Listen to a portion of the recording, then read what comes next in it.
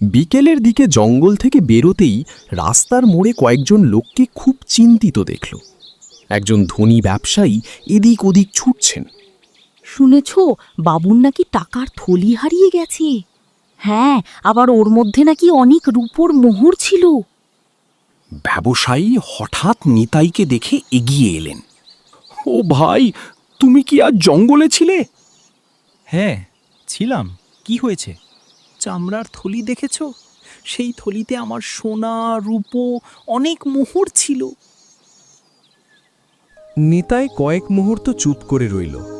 তার চোখের সামনে ভেসে উঠল মায়ের মুখ, খালি চালের হাঁড়ি আর সেই রূপোর মোহর। একদিকে অভাব, অন্যদিকে সততা।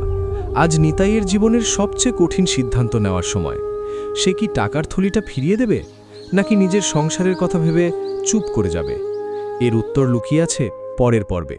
যদি দেখতে চান, আমার পাশে থাকুন।